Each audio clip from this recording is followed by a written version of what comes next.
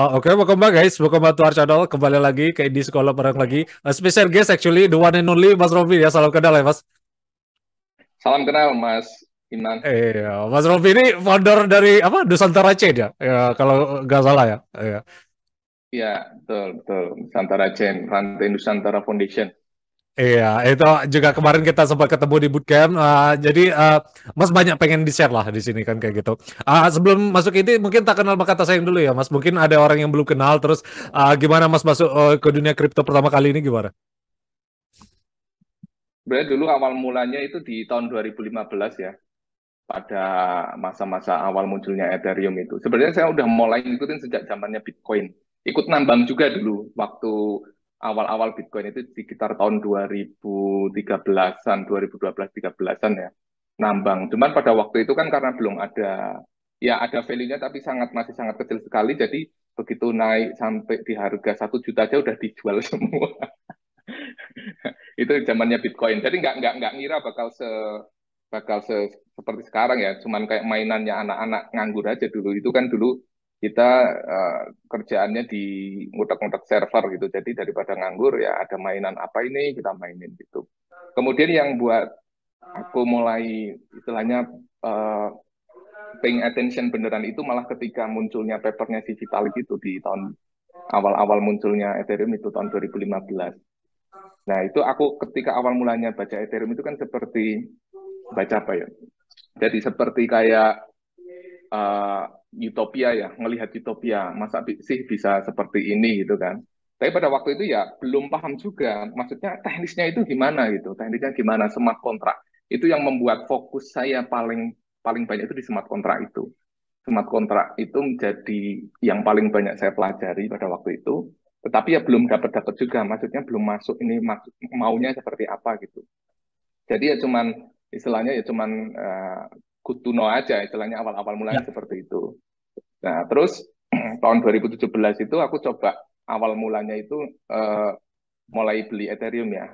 Karena semakin lama itu semakin penasaran ya smart ya, kontrak ini. Akhirnya aku pengen nyoba sendiri gitu. Nah, aku ya. nyoba sendiri ya smart kontrak. Ternyata ya kalau lihat ya cuman gitu doang gitu. Ini kayak nggak ada use case-nya pada waktu itu kan. Kita cuman melihatnya itu hanya ya tipikal orang pada waktu itu kan kayak ada namanya sindrom fight ya. Istilahnya sindrom di Ya, mana benar. kita itu membandingkan kondisi saat ini yang kita ketahui dengan sesuatu yang baru sehingga kita nggak menemukan sesuatu itu apa namanya relevan, istilahnya seperti Iya, benar. itu. Nah, jadi ketika itu saya belum belum nemu sampai akhirnya uh, memutuskan untuk apa namanya coba buat sendiri gitu. Ini kalau cuma membaca-baca paper aja kayaknya itu nggak apa namanya kayaknya nggak akan masuk-masuk gitu. Akhirnya Iya, coba jangan-jangan memang kayak orang renang ya kita harus iya, nyelam, kita benar. harus Heeh. tenggelam dulu baru kita tahu Iya, maksudnya seperti apa gitu kan. iya. Ya kan. Jadi pada waktu itu akhirnya aku coba buat forkingannya Ethereum dan lain sebagainya ya, nyobain buat forkingnya Ethereum gitu, belajar sendiri, memahami blok gimana blok tercipta dan lain sebagainya sampai akhirnya sampai sekarang itu yang saya buat itu Nuchain Iya. itu ya proses belajar lama sebenarnya. Tetapi akhirnya ketika ketika semakin lama akhirnya tahu bahwa sebenarnya Web3 ini use case-nya itu bukan di sesuatu hal yang baru gitu, tetapi itu hanya tambahan layer, yaitu di layer keamanannya aja. Karena kalau saya melihatnya itu mirip internet sebenarnya. Ya, Mirip-mirip TCP/IP ya. seperti Ya, internet. Betul. Jadi kalau kita ngomong apa namanya internet itu kan sebenarnya teknologi untuk mentransmisikan informasi internet itu. Kita sudah bisa dapetin informasi dengan cepat, ya, dengan cepat dan uh, istilahnya hitungan detik lah. Ada informasi breaking news di US sana, kita hitungan detik udah dapet infonya di sini. Dulu kan nggak mungkin kayak gitu. Ya, sekarang mungkin. Sekarang ada berita apa di semua penjuru dunia kita bisa langsung dapat hitungan detik. Tetapi ya, untuk ekonomi itu belum bisa secepat benar. itu. Transmisi ekonomi belum. Ya, Ketika kita transmisi informasi, internet udah gampang, tapi transmisi ekonomi belum bisa. Misalnya coba ngirimin transfer dana beda negara. Itu nggak segampang kita ngirimin informasi, ngirimin email gitu ya. Ya, ada proses yang nggak gampang, yaitu settlement tadi, yang ya, settlement itu ya, international itu settlement nggak bank lah. gampang Ya. ya. Iya, itu harus melewati beberapa bank dan setiap bank harus memverifikasi dan itu ada jamnya gitu. Settlenya itu setiap hari itu jam berapa, jam berapa, jam berapa. Dan ada zona waktu juga yang Ya. berbeda-beda yang membuat proses ngirim uangnya itu nggak gampang, apalagi dalam Hmm. jumlah misalnya hitungan miliaran ya. Ya, benar. Nah, jadi itu masih bottleneck di area Hmm. ekonomi itu. Ya. Internet sudah berhasil mempercepat informasi, tetapi begitu masuk ke ekonomi itu masih nggak bisa cepat. Nah, padahal kita udah di era digital itu sampai akhirnya ya Web3 ini berarti Web3 itu ada di bagian ini itu Hmm. cryptocurrency dan lain sebagainya itu kan merupakan bentuk dari Web3 sebenarnya. Nah, itu mempercepat proses transmisi ekonomi. Jadi kalau Ya. internet itu teknologi transmisi informasi, Ya. uh, Web3 itu teknologi yang mentransmisi ekonomi Ya, gitu. benar. Ya benar sih, internet transfer of data, kalau Web3 atau Bitcoin tuh ya transfer of value lah. Jadi bisa ini apa, lebih Betul. scalable dan orang bisa akses, ya bisa dikatakan inklusif juga ya. Cuman bagi orang yang mungkin masih belum ini apa berkecimpung di Web3, yang minim edukasi juga nggak bisa 100% dibilang inklusif juga. Jadi kayak gitu kan mungkin apa ininya perspektif ya. Terus itu tadi Ya, kan betul. background story Mas di ini ya apa masuk ke dunia Bitcoin kripto pertama kali. Tapi aha momennya sendiri Mas yang Mas nganggap Bitcoin atau kripto is here to stay, is not going anywhere. Maksudnya soalnya kemarin ada bubble juga kan 2017 itu, terus Mas devote karir Mas ini bakal yakin ada masa depan tuh gimana? Momennya momen apa? Iya. Ya, momen itu ketika begitu sebenarnya gini, sebelum saya mempelajari cryptocurrency, Ethereum, Web3, smart contract dan sebagainya, sebenarnya saya sudah lama berkecimpung di kriptografi sebenarnya. Ya. Jadi saya dulu sering aktif di komunitas kriptografi, ya, Oh, yang komunitas Nick Szabo dan kriptografi. kawan-kawan ya. Iya. Ya, pokoknya di komunitas kriptografi ya. Jadi Ya. ya ada Sabu dan kawan-kawan, kita itu sering bayangin bahwa besok di masa depan tanda tangan itu bakal menggunakan kriptografi, semua orang pakai kriptografi dan ini menjadi legit gitu. Sekarang mungkin tanda tangan pakai tanda tangan basah ya, yang istilahnya Ya. legitimasinya itu cara verifikasinya itu nggak bisa benar-benar ya kita era digital tapi masih pakai cara seperti itu Ya, sebenarnya benar. advantage-nya kita di teknologi digital itu kayak kurang banget itu. Nah, kita udah bahas seperti itu pada waktu era sebelum itu loh sebenarnya. Ya. Tetapi ternyata itu tidak gampang untuk menerapkan seperti itu karena harus mulai dari hulu sampai hilir orang identitas itu sudah harus menggunakan kriptografi Ya. gitu kan, Ya. karena harus memiliki apa namanya harus memiliki identitinya terus akhirnya muncullah di konsep DID atau decentralized identity itu kan semuanya kriptografi konsepnya. Ya. Nah, ke, awal mulanya dari situ. Jadi ketika masuk ke era smart contract, awal mulanya itu ya agak udah paham sedikit-sedikit, tetapi belum sampai ngeh gitu. Nah, alpha momennya itu ketika aha momennya ya itu ketika uh, buat sendiri, Ya, ya yang ketika Mas membuat bilang tadi. sendiri Oke. blockchain. Ketika membuat sendiri blockchain yang substrate tapi bukan yang Ethereum. Kalau Ethereum kan Oh, oke. forking ya. Ya, benar. Begitu masuk ke substrate, ya begitu masuk ke substrate itu baru mulai dapat aha momennya. Hmm. Oke, berarti ini bisa menyeluruh ya dari A sampai Z. Jadi kalau kita bilang Web3 itu use case-nya cuma transfer uang aja misalnya. Bitcoin Ya. cuma transfer uang doang. Terus apa use case yang baru gitu kan? Orang Ya, banyak benar. yang menanyakan seperti itu. Hmm. Ya kan? Apa use case yang baru? Nah, itu sama kayak orang membandingkan kondisi ya, kayak ketika ada diskusinya David Letterman sama Bill Gates itu ya, Ya, itu benar. kan ya seperti itu bilang bahwa Internet internet ya. itu apa jawabnya ya itu transfer informasi loh, apa bedanya sama telepon, apa bedanya sama radio itu kan orang Ya. membandingkan pada kejadian pada waktu itu, tapi pada waktu itu orang nggak membayangkan bahwa dengan adanya internet nanti ada apa namanya ada API, ada authentication, langsung sampai ada search engine, ada ya macam-macam. Ya. Jadi ketika misalnya Bill Gates pada waktu itu menjawabnya, oh dengan internet nanti kamu bisa googling, Ya. nggak ada orang yang nyanda gitu ya, Ya, benar. nyampe. Pemikirannya sampai situ. Nah, Web3 juga kayak gitu. Web3 sekarang kayak di level kayak internet, ketika jelasin internet pada orang pemula, dia akan banding-bandingin use case-nya apa. Kalau kayak gini kan udah, kalau transparansi kita bisa pakai ini, kalau untuk keamanan kita bisa pakai ini, kalau Ya, bisa pakai ini, gitu kan? ya, Tanpa melihat bahwa ketika nanti itu sudah menyeluruh, proses tanda tangan, proses keuangan, proses pajakan, proses settle antar negara, proses dan lain sebagainya, sampai kehakiman, pemilu dan lain sebagainya, itu baru kelihatan sangat-sangat membantu sekali. Ya, ya, sangat-sangat membantu sekali gitu. Nah, cuman karena orang-orang masih belum melihat sampai mungkin belum belum mikir atau sampai sana, jadi ngelihatnya nggak ada use case-nya. ya, benar. Itu kayak kita misal SSL, jelasin SSL. Kalau di internet di website itu kan ada SSL ya. Kalau Ya, kita ngetik apa itu ada HTTPS terus pakai SSL. Itu sebenarnya ketika kita udah masuk Web3 dan ngerasa itu bukan kayak lagi kerja melakukan kayak Web3, itulah adopsi yang sebenarnya Web3 baru baru mulai merata. Kayak kita orang-orang sekarang kalau tanyain, kamu sebenarnya pakai kriptografi loh setiap hari. Oh masa sih aku enggak, aku cuma buka website. Kamu pakai ya, SSL itu sebenarnya udah pakai kriptografi. ya, benar. Tapi itu di belakang layar, itu ngamanin transaksimu. Kamu nggak tahu kan, kamu cuma taunya Hmm. pakai doang. Ya, Nah, benar. Web3 itu cuma kayak layer SSL itu, tapi untuk semua aktivitas digital. Ya, benar. Nggak cuman ini aja ya, Jadi, UX aja ya, iya.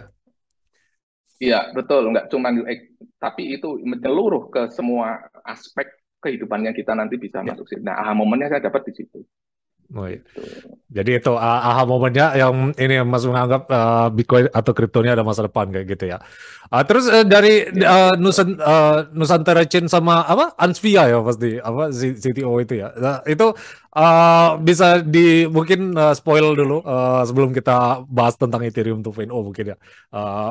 Ini visinya mau blockchain kemana kayak gitu di perusahaan Mas ini. Ya, jadi saya punya keyakinan Iya, di masa depan itu blockchain itu akan nggak mungkin hanya satu doang.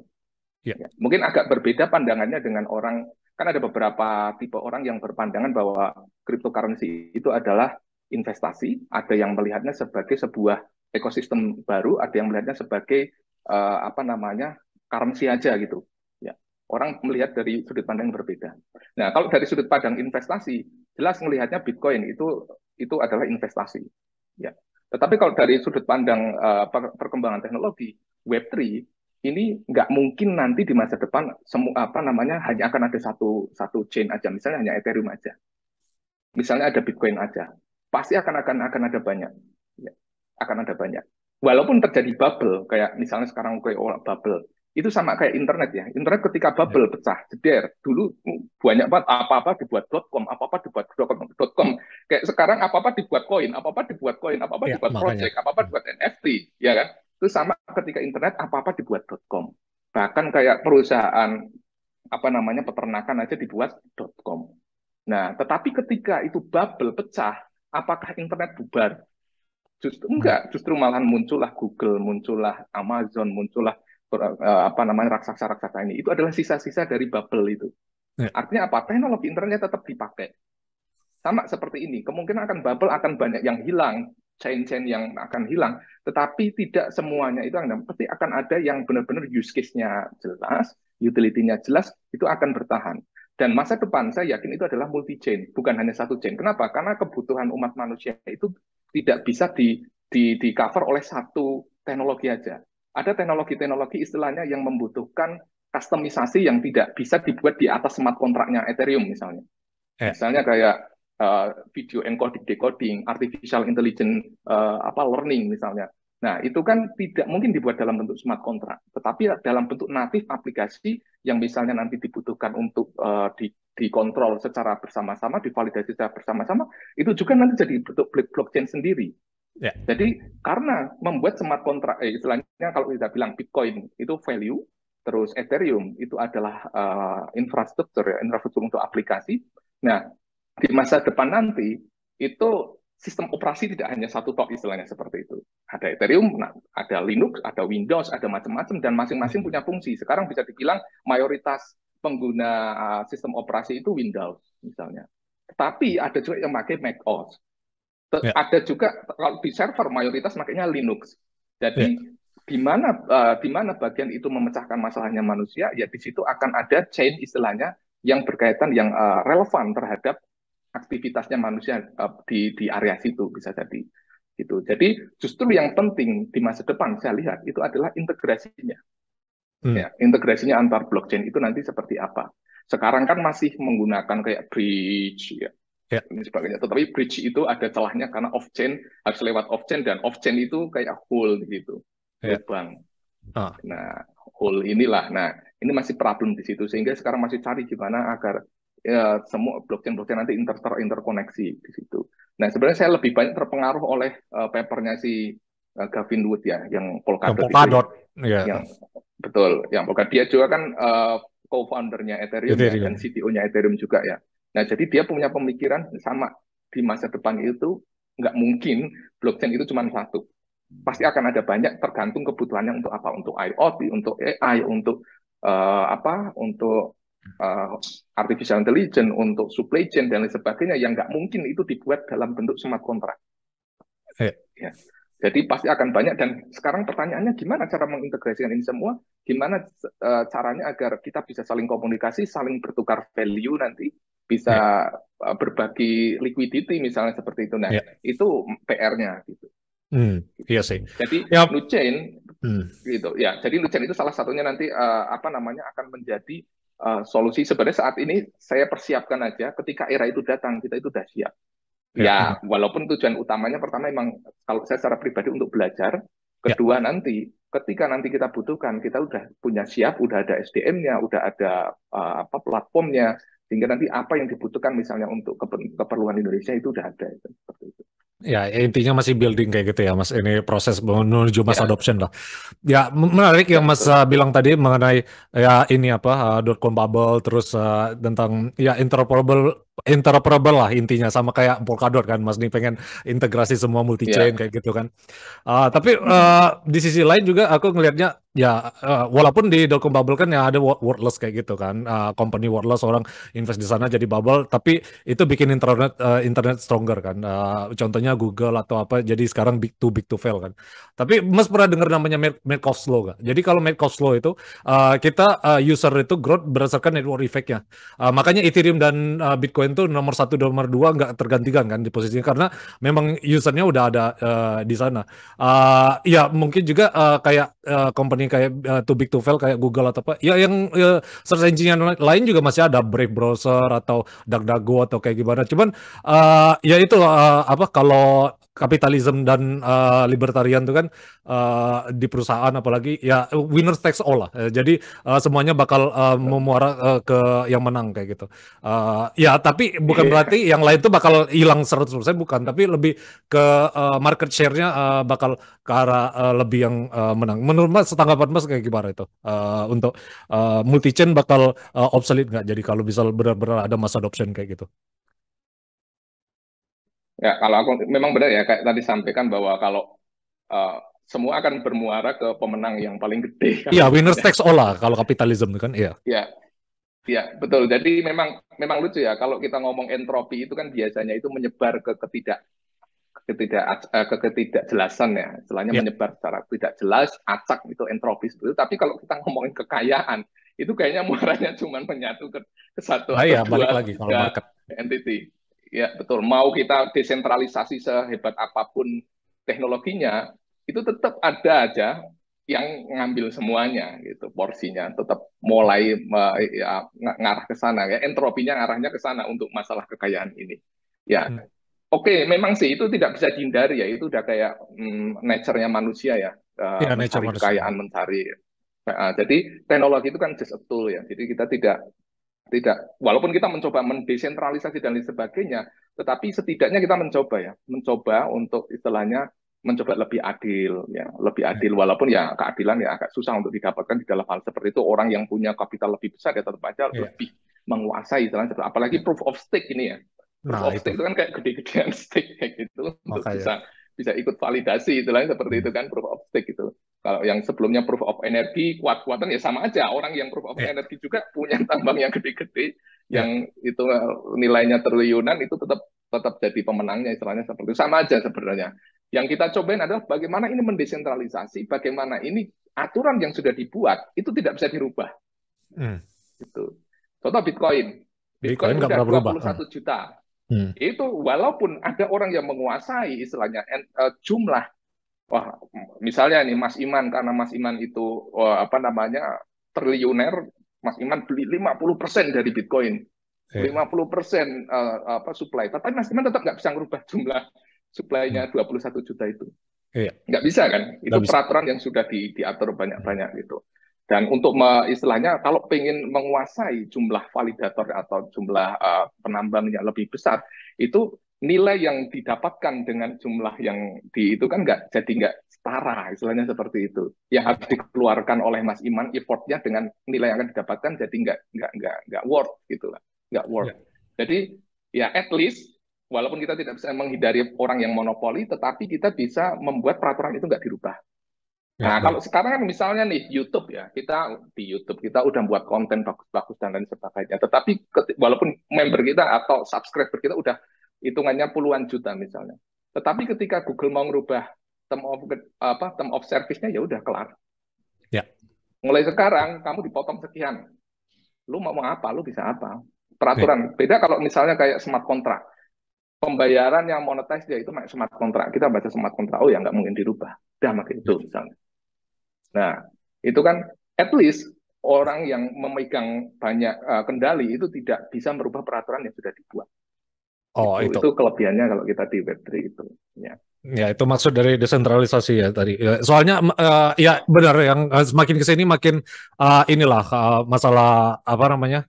Ya censorship atau apa itu justru orang mulai sadar value dari Bitcoin atau kripto kayak gitu. Jadi benar ya Mas So, bilang tadi ini only matter of time lah before orang wake up kayak gitu. Jadi ya tapi di sisi lain juga yang Mas sebutkan ini tadi masalah proof of work dan proof of stake. Ya balik lagi kita harus mendefinisikan apa arti desentralisasi kan. Soalnya kalau Bitcoin Proof of Work itu kan memang mining operation di mungkin nggak terlalu besar sama kayak dulu lah. Dulu kan bisa mining rumahan kan. Cuman karena Bitcoin makin susah ditambang, jadi effort untuk mendapatkan Bitcoin untuk ini di rumahan udah nggak bisa lagi kan. Jadi ya mungkin meredefinisi sentralisasi dan concentration and centralization is completely two different thing kan, maksudnya itu dua hal yang berbeda ya, kan. Kalau concentration itu kan secara kapital ya memang yang Mas bilang tadi bakal mengarah ke monopoli kan, cuman kalau centralization Bitcoin ya secara protokol tadi yang Mas bilang nggak bisa diganggu gugat kayak gitu mungkin ya Mas. ya betul betul sekali. Kalau kita ngomong desentralisasi, ada orang yang puris bilang harus semua desentralisasi. Web3 apaan desentralisasi? Kamu pakai OpenSea untuk jual NFT, bagaimana kamu bisa ngomong desentralisasi? Kamu pakai ini kan. Nah, itu banyak orang yang seperti itu ya. Terutama yang Web3 skeptis mengatakan seperti itu. Desentralisasi apaan? Kamu pakai MetaMask misalnya. Kamu pakai Infuria untuk melakukan koneksi Infura ke gitu. blockchain. Kamu Ya. dan lain sebagainya. Nah, Infura ya namanya. Ya, Nah, ya, itu ya. kan banyak orang yang mengatakan lah desentralisasi bullshit desentralisasi gitu kan. Kamu pakai Bitcoin tapi yang pakai banyak banget itu yang ada yang wallnya gede sampai sampai apa 20% misalnya, desentralisasi apaan? Banyak yang seperti itu. Nah, Ya, sebenarnya kita nggak mungkin loh pure desentralisasi untuk segala hal. ya, Bahkan benar. ketika kita ngomong desentralisasi, kita tetap masih menggunakan ISP-nya orang. Ya, benar. Kita mesti menggunakan pemerintah untuk koneksi internet. Jadi kalau desentralisasi secara keseluruhan itu hampir mustahil dilakukan oleh manusia. Ya, Internet kita harus masih memakai lewatnya ISP. ya, Bahkan ketika kita ngomong di level teratas, Indonesia masih nyewa kabel bawah laut misalnya. ya, Itu juga itu masih dikuasai orang, koneksi ya. internet dan sebagainya. Nah, maksudnya kita nggak mungkin lah lepas dari desentralisasi, tetapi data yang ada di dalam blockchain, ya, data yang ada di dalam blockchain itu nggak bisa diganggu gugat, Ya, benar. nggak bisa diganggu Oke, gugat, nggak bisa diganggu gugat. Sebenarnya ketika kita berada di society yang semua orang bisa coding, semua orang bisa membuat program komputer, kita tidak butuh MetaMask, kita tidak butuh Infura, kita tidak butuh server orang, kita bisa dari rumahan sendiri. Tetapi kan orang-orang tidak semua orang programmer. Sehingga benar. mereka dibuatin tool-tool itu yang akhirnya orang melewatin itu terus dianggap bahwa itu tidak desentralisasi. Kamu masih pakai itu, kamu pakai OpenSea, berarti transaksi kamu belum desentralisasi. Ya, Nah, orang-orang memahami padahal desentralisasi ada datanya, bahwa datanya itu yang ada di dalam blockchain itu desentral, itu nyebar di mana-mana dan tidak dikuasai oleh siapapun gitu. ya, Sampai kita mengapprove-nya, misalnya mengapprove OpenSea untuk melakukan transaksi untuk kita. Padahal kalau kita transaksi tanpa OpenSea bisa nggak? Bisa aja. bisa aja, bisa. Saya sebagai programmer saya bisa membuat sendiri apa namanya uh, apa ini Wallet. marketplace, bisa Oke. membuat sendiri wallet sendiri bisa, terus apa namanya generate apa namanya itu passphrase-nya yang 12 kata itu sendiri di lokal saya bisa. Nah, tapi kita belum sampai level situlah. Semua orang belum sampai level itu. Ya, Nah, tapi akan ada masanya coding atau kemampuan untuk jadi programmer itu menjadi kebutuhan integral di kehidupan ya, sehari-hari. Kayak sekarang, semua orang wajib bisa pakai komputer untuk bisa kerja kan.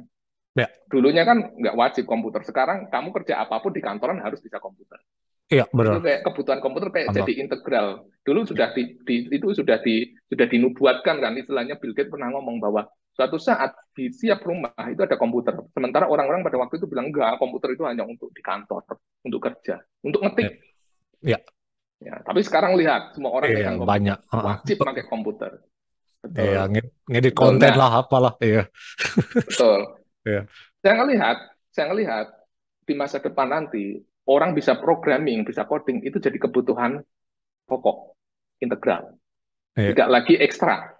iya. Mungkin bisa seperti mirip di filmnya si apa namanya Christopher Nolan yang apa itu Interstellar.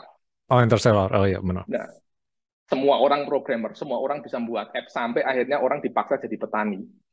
Iya, benar. Iya Soalnya kan? udah automate Nah, semua kan? Iya, benar.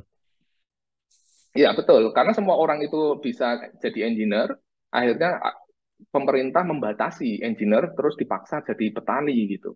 Iya, benar. Nah, kemungkinan akan seperti itu. Walaupun walaupun kita mikir misalnya gini, oh nggak mungkin lah sampai situ.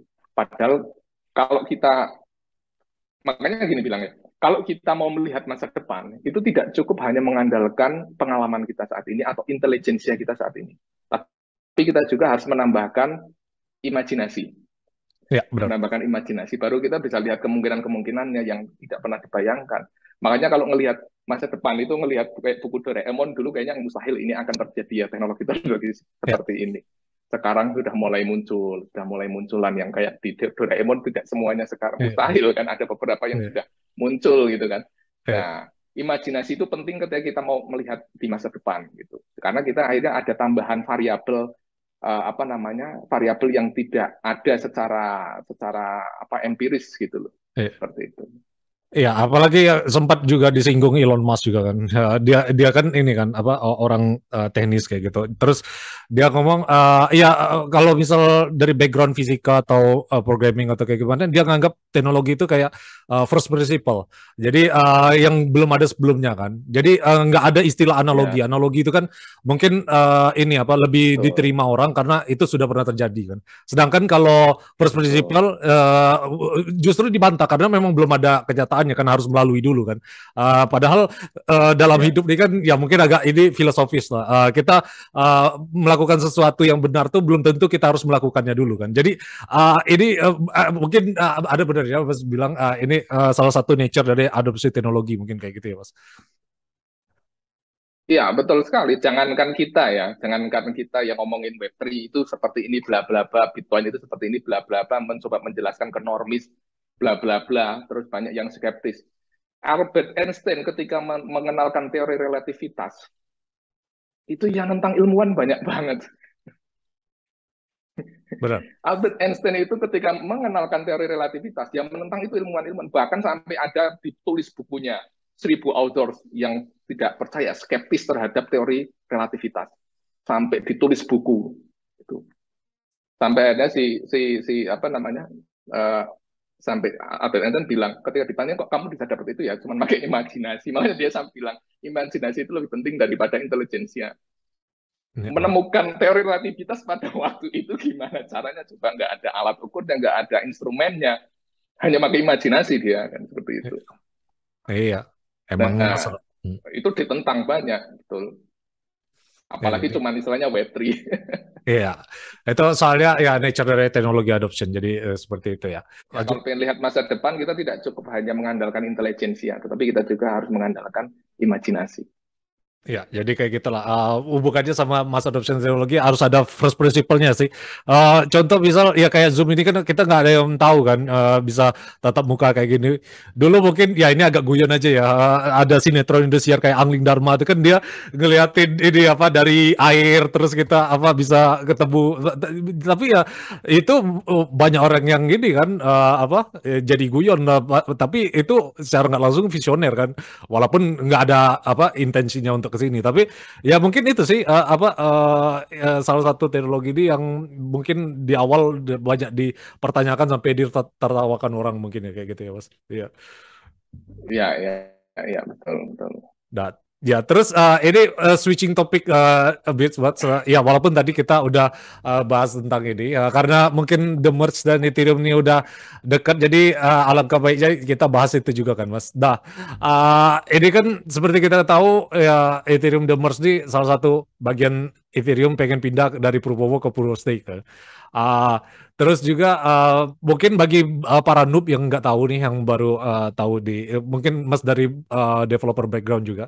The Merge ini ntar bakal ini kan apa split chain kayak gitu kan. Ada ETH POE sama POS. Nah, mungkin bisa di elaborate for people yang mungkin baru tahu masalah The Merge ini. Ya, ya. Blockchain itu kan sebenarnya bisa dibilang udah beberapa generasi ya. Bitcoin itu generasi pertama. Dia itu sudah fungsinya itu ya hanya untuk itu aja. Selain seperti itu. Ethereum itu generasi kedua yang dia tidak hanya sekedar sekedar kayak untuk pencatatan istilahnya kayak akuntansi publik gitu, tetapi dia juga bisa digunakan sebagai platform untuk menaruh kontrak. Makanya kenapa disebut smart kontrak bukan aplikasi gitu aja? Karena memang tujuannya untuk kaitannya sama perjanjian, kaitannya sama kepercayaan antara satu dengan orang lain yang biasanya kadang kalau di masalah ekonomi tidak saling percaya, tulis smart kontrak nggak ada yang khawatir kontraknya itu akan melakukan kesalahan atau korupsi lah, mau melakukan korupsi bisa dipengaruhi oleh satu pihak atau dua orang lain. Nah, itu smart kontrak seperti itu. Nah, problemnya ya di blockchain itu adalah problemnya yang pertama itu adalah masalah antar transaksi kecepatan dengan validator. Semakin banyak jumlah validatornya, semakin lama sebuah transaksi itu akan dikonfirmasi. Karena harus melalui quorum ya. Paling nggak 50% persatu itu yang menyatakan sudah selesai. Ya. Itu permasalahannya itu. Jadi akhirnya kayak kecepatan dengan keamanan itu kayak berbanding terbalik. Semakin cepat, semakin tidak aman, semakin kurang cepat. Sebenarnya seperti itu. Tinggal kita mau milih yang mana seperti itu. Itu problem. Yang kedua, itu masalah di upgrade sistemnya. Ketika ada masalah di sistem atau mau pembaruan sistem, blockchain itu ya kita harus mengkoordinir semua jaringan, semua orang yang jadi sebagai validator untuk mengupdate sistemnya semua. Nah, itu bukan perkara yang gampang itu. Mengkoordinir aja misalnya kita mengkoordinir satu kelas saja untuk misalnya wisata, kita sana ke sini itu aja udah susah, apalagi satu sekolahan, apalagi satu negara, apalagi ini satu dunia yang istilahnya kita nggak saling kenal dan lain sebagainya. Bagaimana cara mengkoordinirnya? Itu problem kedua. Jadi ketika upgrade itu nggak bisa seamless, nggak kayak software pada umumnya yang centralized ya, kita tinggal update. Lalu permasalahan yang ketiga, itu masalah energi, masalah energi dan lain sebagainya. Gitu. Lalu kemudian masalah di tiga dulu aja, kita bahas, nanti habis. Ya, exactly, yeah, it's okay. Ya, dari yang pertama dulu. Yang pertama dulu, masalah kecepatan. Masalah kecepatan. Blockchain itu sebenarnya nggak didesain untuk kecepatan. Ya. Nggak kayak software pada umumnya. Blockchain itu didesain untuk keamanan. Ya, untuk keamanan. Walaupun ya kita akan lebih senang ya kalau bisa cepat dan aman ya. Tapi kita tahu sendiri bahkan di dunia distributed computing itu yang ada yang istilahnya trilema itu ya. Ya, blockchain trilema. Tidak bisa ngambil semuanya. Iya. Ya, itu sebenarnya kan Ada nggak trade-off lah sebelum di era antara blockchain. dua harus pilihkan. Iya. Ya, di dalam sebelum era blockchain itu sudah ada di distributed computing namanya. Jadi dulu saya pernah ikut kelas distributed computing juga yang kita buatin sistem terdistribusi kayak gitu. Itu jauh sebelum era blockchain muncul, itu sudah Hmm. ada muncul muncul trilema itu ya. Kecepatan kecepatan partitioning sama scalability Decentralized. scalingnya. Iya. Nah, jadi itu jadi partitioning itu desentralisasi teman-teman. Nah, itu jadi problemnya itu. Nah, problem ini itu ke bawah juga karena Bitcoin juga pada dasarnya sebenarnya distributed computing sebenarnya, Iya. ya kan? Sebenarnya. Nah, sebenarnya. Jadi itu ke bawah juga. Semakin aman sistemnya semakin lambat. Jadi kita harus milih di situ. Itu trade-off-nya di situ. Nah, itu sampai sekarang ya yang banyak yang chain-chain yang mencoba memecahkan masalah itu seperti Iya. kayak Solana Iya, misalnya benar. gitu kan. Muncul solusi-solusi yang ya nggak apa-apa mereka lagi melakukan invention kayak awal-awal mulanya USB juga kan ada banyak macamnya. Ya. Nah, lalu kemudian ada apa namanya problem yang kedua itu adalah masalah di upgrade tadi. Ya. Iya. Setiap upgrade itu kita nggak bisa mengkoordinir semua jaringannya untuk ngupdate sistemnya untuk istilahnya. Kamu harus uninstall yang lama, install yang baru, jalanin validatornya, jalan. Gimana lu caranya koordinir orang Ya, benar. ribuan orang atau jutaan orang yang sudah jalanin sebagai validator? Itu nggak mungkin. Akhirnya terjadilah apa? Buat sistem baru, beberapa validator yang sudah mau jalanin itu ya jalanin aja, yang nggak mau akhirnya dia jadi chain sendiri, Iya. jadilah hard fork, ya, Ya. jadilah pencabangan tadi. Hmm. Orang yang setuju, istilah orang yang nggak mau upgrade sistemnya atau mungkin lupa atau males mungkin, Ya, benar. itu tetap jalan aja. Orang yang mau, wah aku pengen upgrade itu di sistem yang baru, nah dia tuh jalan juga, akhirnya terjadilah hard fork. Jadi hard fork nggak bisa dihindari padahal. Ya. Itu masalahnya blockchain. Masalahnya blockchain. Nah, walaupun sekarang udah muncul solusi apa namanya forkless upgrade ya. Forkless upgrade itu baru beberapa chain yang saya tahu itu punyanya si siapa namanya?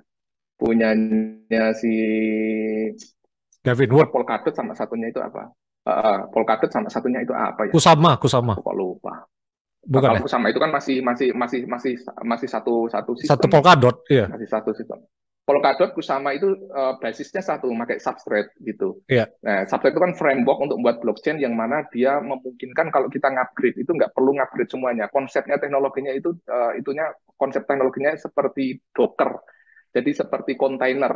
Jadi yang Iya. dikirimin yang dijalani oleh para validator itu cuma kontainer. Mesinnya itu ada di dalam situ. Ketika upgrade yang di-upgrade sebenarnya dalamnya doang. Nah, Iya. kelebihannya itu adalah ketika mau upgrade Polkadot itu tidak perlu ngupgrade kontainernya, dia hanya perlu ngupgrade dalamnya aja, otaknya aja.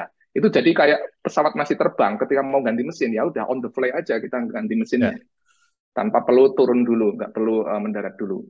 Nah itu sudah bisa dilakukan di situ. Nah yang belum, yang masih generasi 2 itu harus hard fork. Ya, harus hard fork, ya, harus hard fork. Kalau enggak ya gimana caranya kita mengkoordinir itu nggak bisa terhindari. Misalnya besok proof of stake muncul karena itu masih generasi kedua, itu pasti akan terjadi hard fork. Pasti akan terjadi Betul. hard fork. Karena pasti tidak semuanya pindah semua kan ke proof of Iya. stake.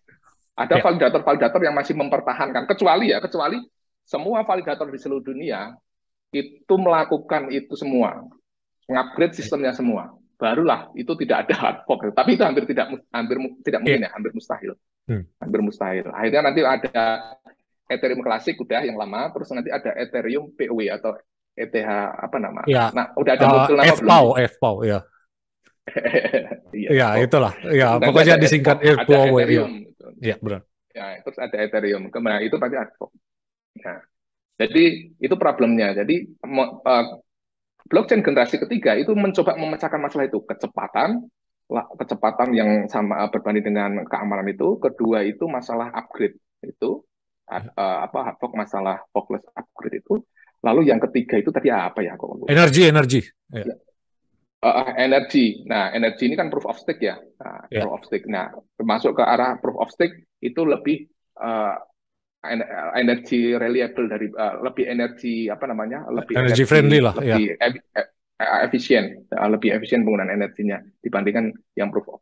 Nah, yang terakhir itu, yang keempat itu apa ya Pak? Aku lupa. Yang keempat itu masalah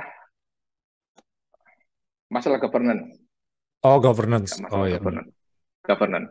Nah, masalah governance itu saat ini kan kalau bisa dibilang ada beberapa problem-problem di blockchain ya karena masalah immutability itu tadi ya tidak bisa dirubah dan sebagainya. Nah, problemnya adalah apa ketika terjadi ya manusia kan tempatnya salah ya. Tidak semua Benar. walaupun sistemnya dibuat seaman mungkin ada orang buat smart kontrak salah. Akhirnya dieksploitasi. Itu kayak kita nulis surat MOU dengan orang terus ternyata kita ada salah di situ. MOU-nya dieksploitasi sama orang yang Ya. itu. Itu sama aja. Bukan hukumnya yang salah, tetapi kita salah nulis kontraknya. Nah, ada kemungkinan itu terjadi sehingga akhirnya terjadilah ya tragedi misalnya kayak yang dulu itu DAO tragedi yang zaman Ethereum jadi Ethereum klasik itu Iya. akhirnya kan itu kayak terjadilah governance sebenarnya tetapi Ya. governance-nya kan off chain ya ada yang lewat Discord atau apa itu loh belum Ya. Discord ada lewat forum lewat email lewat Ya. GitHub lewat mana-mana Ya. tetapi kan tidak semuanya itu setuju makanya ada problem yang namanya itu class citizen class. Ya, benar. Jadi kalau ada yang bilang gini ya, di Ethereum itu ada beberapa kelas. Yang pertama first class citizen. First class citizen itu Iya. kayak Vitalik dan lain sebagainya. Iya. Yang kedua itu Maksimalis ya. yang kedua Iya. itu adalah yang kedua itu ada ada para investor. Yang ketiga baru kayak retail kayak kita lah yang Iya, iya, ketiga. benar. Nah, ketika memutuskan sesuatu biasanya yang paling atas ini yang paling menentukan biasanya. Kedua para Iya. investor yang menentukan. Nah, problemnya ketika yang kejadian di Ethereum klasik dulu itu kan orang-orang yang menentukan yang arah atas ini, yang bawah-bawah ini kan nggak punya suara istilahnya, nggak bisa bersuara juga istilahnya. Iya. Karena semuanya dilakukan secara off chain. Jadi ketika itu dibuat orang-orang yang nggak setuju ya tetap bertahan di sana, akhirnya jadilah Ethereum klasik. Iya. Orang-orang yang setuju akhirnya forking jadi Ethereum yang ada sekarang. Iya. Nah, itu mencoba dipecahkan di masalah governance itu bagaimana kalau governance itu harusnya ditulis secara on chain Iya. gitu. Jadi semua orang di dalam jaringan itu memiliki andil untuk melakukan melibatkan suara. Misalnya gini, Lucen kan menggunakan substrate. Substrate ini salah satu fiturnya bisa focus upgrade. Nah, focus upgrade ini itu nggak sembarangan aku bisa bisa tiba-tiba aku upgrade aja sistemnya, nggak bisa. Iya. Nah, ketika nanti ada governance itu saya jabarin dulu bahwa ini ada problem seperti ini kita harus melakukan upgrade. Nah, upgrade-nya itu sudah aku dispatch ke sistem, tetapi belum dieksekusi oleh sistem, harus melalui governance. Nah, orang-orang yang punya istilahnya yang punya andil di situ atau orang yang memiliki koinnya istilahnya seperti itu bisa melakukan voting. Berapapun itu bisa melakukan Iya. voting. Untuk apa? Untuk ini dieksekusi atau enggak. Jadi saya tidak bisa memaksakan itu harus dieksekusi. Kayak misalnya Polkadot aja sekarang udah upgrade, udah kalau nggak salah sudah hampir 1.000 lebih ya, 1.000 kali lebih. Itu kalau pakai Iya. hard fork itu hampir mustahil loh untuk melakukan itu udah sebanyak itu hanya dalam waktu yang nggak lama gitu. Iya. Biasanya kan mau hard fork atau mau upgrade itu butuh waktu kayak Ethereum 1 tahun, 2 tahun, 3 tahun, 4 tahun, Iya, ya kan? delay Wah terus itu lah itu poin. proses yang lama Iya. banget. Betul ya. Iya, iya, iya. Kayak yang blockchain yang bisa fokus upgrade, ya kayak Polkadot misalnya, dia itu hanya butuh 3 hari, 4 hari, 5 hari selesai, hanya voting doang, voting jadi uh, lebih fair walaupun tetap ya kayak tadi kita bilang ada orang yang punya koin paling banyak yang tetap punya suara gede juga, sebenarnya seperti itu ya Iya. tadi itu concentrated dan apa namanya Centralization. sentralisasi betul. Iya, benar. Nah jadi harus dibedakan di situ. Nah tetap itu ada celah seperti itu juga ya. Civil attack juga bisa dilakukan kan istilahnya Iya. kalau punya koinnya banyak tinggal. Nah jadi at least itu sudah mulai mengarah ke lebih baik lah sekarang mulai lebih baik. Jadi sekarang mulai yakin istilahnya ya citizenship kayak tadi itu mulai sedikit-sedikit mulai apa namanya mulai terurai walaupun ya belum semuanya sempurna tapi semua teknologi yang ada di dunia yang kita nikmati saat ini itu melalui tahapan-tahapan yang pada waktu itu banyak dicerca. Kayak internet juga dulu yang dicerca banyak sekali. Twitter, sosial media yang dicerca banyak sekali. Sekarang menjadi bagian kehidupan kita Iya, sehari-hari. benar. Gitu. Ya itu sih masalah ya mungkin ya kalau masalah split chain ini kan ya tergantung lagi market share dan ini apa dari validator juga kan. Tapi di sisi lain juga Mas tadi sempat sebutkan bahwa ya untuk mungkin lebih scalable ya kalau misal dibikin proof of stake terus juga validatornya mungkin walaupun secara nggak langsung nggak semuanya bisa masuk. Tapi seenggaknya validatornya bisa di sana. Tapi kan untuk masuk ke validatornya itu sendiri kan butuh 32 ETH kan. Stake. Itu no affordable for some people lah. Tapi ya itu setara satu Ya. Bitcoin sih. Tapi ya ini mungkin scalable-nya lebih ke masalah yang ini ya, apa bukan teknis tapi ke apa mungkin ya masalah inilah balik lagi ke governance tadi sih. Maksudnya yang punya capital banyak atau apa yang stakingnya banyak mungkin punya menguasai pool ya. Nggak tahu aku berubah perspektifnya di sini gimana kayak gitu. Ya, kalau kalau Ethereum itu memang masih ada masalah di governance, itu belum ke solve. Bahkan istilahnya untuk on-chain governance aja belum. Padahal on-chain governance itu penting. Kalau on-chain governance di level smart contract itu bisa. Kita tinggal buat smart contract yang istilahnya setiap keputusan itu harus melalui voting, itu kita udah bisa buat. Tetapi di level chain-nya, di level core dari Ethereum-nya itu belum ada mekanisme on-chain governance. Sehingga mereka-mereka ini yang first class citizen ini Ya, itu bisa seenak mereka mau merubah-rubah. benar. Bisa. Ya, kok bisa seperti itu ya? Karena tidak ada mekanisme on-chain governance tadi. Ya. Gitu. On-chain governance tadi tidak tersedia. Kalau di Polkadot ini, di Polkadot atau di Kusama misalnya, nambahin jumlah validator, itu first class citizen itu tidak bisa semena-mena. Setiap orang yang punya validator yang sudah ngumpulin uang banyak bisa ikut voting kalau merasa tidak setuju, Ya. bisa ikut voting, dan itu tercatat di on-chain. Setidaknya kayak kita misalnya ada peraturan kalau mau stake minimal 32 it misalnya seperti Ya. itu, Ya. minimal tidak 32 it. Kalau di Ethereum ya kita nggak bisa nolak. Kalau kita Ya. mau nolak ya kita buat chain sendiri, akhirnya hard fork lagi. Ya, Jadilah benar. chain sendiri gitu. Ya. Nah, kalau di kayak misalnya Kusama atau Polkadot itu yang bisa focus upgrade gitu ya, yang bisa focus upgrade, yang ada governance-nya tadi, bukan focus upgrade, sorry, kita ngomongin governance, yang ada governance-nya tadi, kita bisa ada orang yang tiba-tiba dari developer bilang bahwa kita akan menaikkan minimal untuk jadi validator itu 32 misalnya KSM sama atau dot misalnya. Ya. Nah, dan karena whale-whale-nya gede-gede itu ternyata tetap bisa dieksekusi, wah akhirnya tidak dieksekusi, ini jadi 32 orang-orang yang pada validatornya kecil-kecil pada mati semua. Nah, lalu kemudian aku misalnya yang salah satu nggak terima, aku membuat referenda. Referenda itu jadi siapapun bisa membuat kayak referendum, gitu loh. Ya, benar. Mengajukan referenda bahwa aku nggak setuju, ini harus diturunin dari 32 itu harus diturunin menjadi minimal 10 misalnya kayak gitu. Dan ternyata yang mendukung saya banyak banget. Misalnya Mas Iman siapa banyak mendukung, lalu akhirnya banyak yang ngevote karena itu menang, akhirnya itu dibalikin tuh dari 32 dibalik lagi ke bawah. Ya, benar. Jadi kita bisa referendum kalau Iya sih. yang pakai unseen governance yang kayak gitu. Jadi kita bisa mengajukan referendum. Nah, artinya apa? Artinya ada kesempatan. Tidak, kalau on-chain governance itu membuka kesempatan orang yang bukan apa-apa bisa bersuara dan Ya. bisa mencari dukungan seperti itu. Berbeda kalau dia tuh ya ini udah peraturan, udah lu harus nurut Iya. misalnya seperti itu. Ya itu sih. Ya balik lagi kalau di ya ada juga kalau mining Ethereum masih bisa lah untuk apa orang makanya miner di pushback juga kan sama miner. Makanya ntar bakal jadi split chain kayak gitu. Bitcoin pun pernah terjadi 2017. Mas pernah dengar both sides war itu nggak? Bitcoin Cash pengen gedein biar Bitcoin apa bloknya bukan 1 mega lagi kan. Kalau Bitcoin Ya, kan ya, per ya, 10 ya, menit ya. satu Jadi mega cuma kan. digedein, ya, Digedein biar ya, apa bisa masuk semua ya. transaksi lah. Tapi kan itu nggak bisa scalable for the long term kan. Soalnya kalau misal bloknya penuh bakal kayak Betul, gitu terus. Jadi kayak lingkaran setan jadinya kan. Jadi betul, itu kalau betul. Bitcoin Itu Cash bukan solusi istilahnya.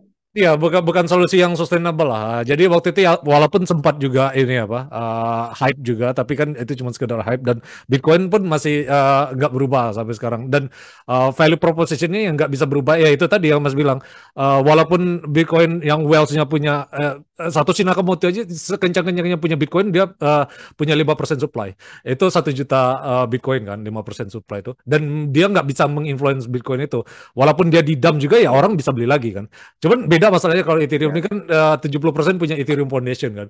Mereka bisa kontrol the market, the network. ya. Terus kalau misal kayak Solana kemarin kan kalau ya si first class ini atau maksimalis yang apa nggak punya apa nggak seneng sama dia kan bisa di shutdown, bisa di mutable, jadi kayak gitu. Itu another thing yang perlu dipikirkan. Mungkin ya itu bakal bikin itu point more centralized mungkin for point of view atau ini bakal solve blockchain Terra. Ya, nah itu sebenarnya problem storage ya. Ya, Itu sebenarnya di problem kelima di blockchain. ya, Di problem kelima blockchain itu masalah storage. Storage karena blockchain semua data dari blok 0 sampai blok 1 sampai blok ke sekian disimpan kalau yang full node ya. Dan itu semakin lama semakin besar. Sekarang sudah berapa? Bitcoin sudah berapa sekarang? Berapa giga? Terus apa maksudnya? Ethereum sudah berapa giga? Oh, Ukuran bloknya sekarang iya, yang tercatat dari blok 1 sampai itu kan udah gede banget. iya benar. Apalagi kayak tadi misalnya ukuran bloknya diperbesar lagi. Ya, Itu sama aja kayak kita mencoba memecahkan masalah macet di Jakarta dengan memperbanyak jalan tol. iya benar. Itu kan nggak sustain. Iya, Tetap semakin banyak nanti mobilnya, itu sama aja. Jalan tol di Jakarta aja sekarang macet. Gitu iya kan. benar. Ya, tetap akan ada masanya macet juga. Gitu. Jadi cari solusinya ya harusnya misalnya ditambahin bagaimana public transportnya itu lebih enak, lebih accessible, dan lain sebagainya. Nah, itu solusinya yang bukan nambahin ukuran itu. Gitu. Kalau aku lihat seperti itu sih, Mas Iman. Iya, jadi bakal solve blockchain Terra nggak? Kira-kira itu point. Just point of view aja, menurut Mas aja. Ya, Ya, jangankan di blockchain ya, di distributed computing aja itu masih menjadi problem yang belum iya masih terpecahkan. problem. Ya. Jadi itu Betul. bukan ya it's not a bug, it's the feature lah. Jadi itu mungkin bagian dari blockchain yang bakal ada terus ada walaupun Ethereum 2.0 dibilang lebih scalable lah apalah tapi tetap ini apa itu jadi trade off bagi ya blockchain kayak gitu ya paling nggak Mas. Sampai sekarang itu kayaknya belum Ya ada, nggak ada ya benar. belum ada blockchain yang punya scalability, misalnya datanya itu terpartisi itu, Ya benar. belum ada. Ya jadi kayak Ethereum pun mencoba membuat protokol untuk itu sampai sekarang itu nggak beres-beres. Karena ketika dia berhasil mecahin itu berarti sebenarnya dia sudah mecahin masalahnya di distributed computing. ya benar. Ya nggak ada Jadi ya kok benar belum sih. berhasil mecahin. Iya benar. Nggak ada yang inilah. Jadi ya itu mungkin ya balik lagi aku bilang tadi masalah it's not a bug, it's a feature kayak gitu ya. Terus kalau ini kan Ya, ya. masalah teknis tadi kan. Nah mungkin ini masalah yang Mas nggak terlalu ini. Kalau issuance dari ETH proof of work sama Ethereum proof of stake kan bakal lebih ke proof of stake kan. Soalnya kita tahu kan untuk nge-stake itu kita dapat reward lah kan. Berapa APY kayak gitu kan. Ya. APR kalau di Ethereum ini kan kita ada kolateral di sana. Jadi nggak bisa kalau Ethereum 2.0 kan walaupun dia baru ada the merge jadi tapi kita udah dari jauh-jauh hari nge-stake aset kita di sana kan.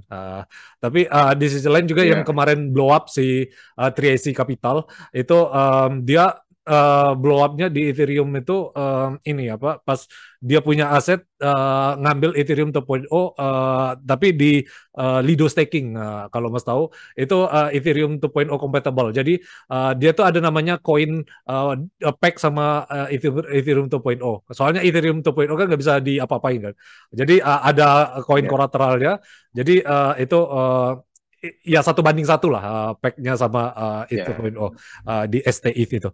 Nah, Mas di sini kalau masalah ini menyampingkan programming atau apa yang mungkin Mas ini just opinion aja karena Mas enggak expert di sana juga.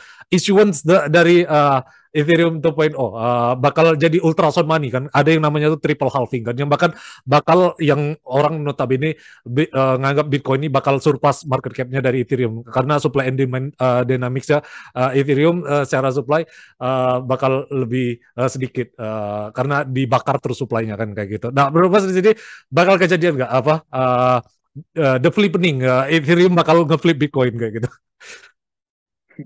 Kayaknya nggak mungkin ya kan. Ya, it's Kayaknya okay, ya, nggak it's mungkin. okay. Ya, Ya, karena aku udah jelasin supply demand dynamics ya tadi kan. Karena dia bakal dibakar terus kan di Ethereum staking. ya. Kayaknya nggak mungkin ya. Bitcoin itu sudah punya tempat sendiri. Oke. Ethereum itu tempatnya sendiri. Jadi kayaknya kalau kelebihannya Bitcoin itu satu, itu dia itu udah cepet kayak gitu dan itu yang paling pertama bisa dibilang itu sesepuh lah dari semua cryptocurrency yang ada saat Ya, ini. betul. Semua ekosistem itu kayak emasnya lah istilahnya seperti itu. Ya, Misalnya kalau aku bilang Bitcoin itu kayak emas, kayak kalau kita invest di Bitcoin itu kayak kita invest di emas, kalau di Ethereum itu kayak invest di properti. ya, betul. Konsep seperti itu.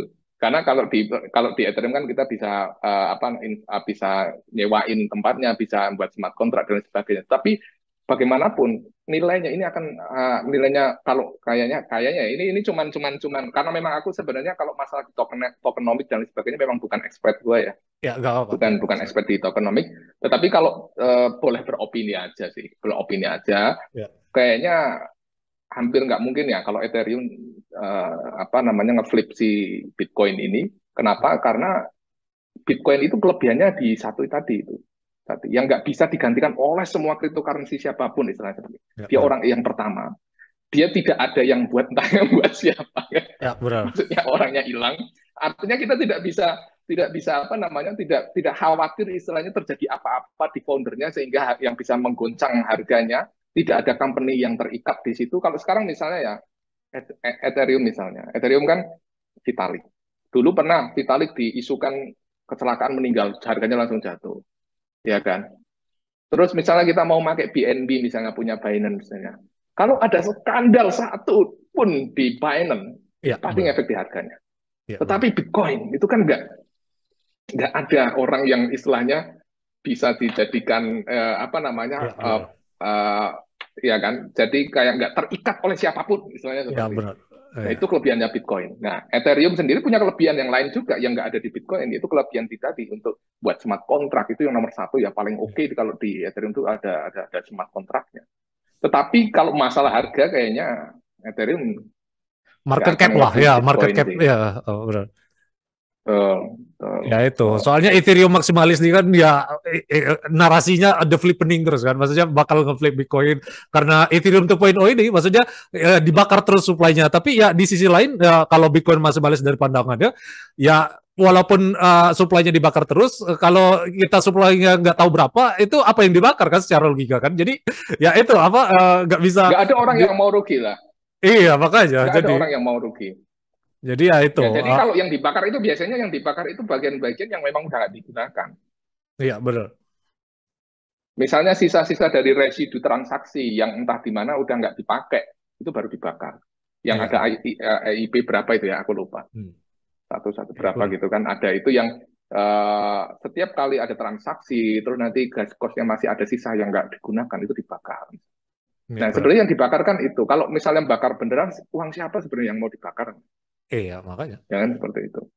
Nah, jadi pembakaran itu bukan bukan solusi untuk naikin harga, bukan untuk Iya. naikin harga, tapi ya kalau di masalah seperti kekayaan itu kayaknya masalah scarcity sih, kelangkaannya ini, Iya kelangkaan kelangkaan. maksim kan Ethereum Bitcoin kan 21 ya 21 itu belum termasuk dengan yang orang koinnya itu kekunci karena passwordnya hilang. Iya benar. Itu kan kayak udah dipen sebenarnya. Iya makanya jadi iya, apa blessing in disguise lah untuk orang yang apa holder kan. Iya, Iya, betul. jadi Betul. harganya Jadi naik. punya kelebihan sedikit. Bitcoin kelebihannya di situ, Ethereum itu kelebihannya ya di smart contract.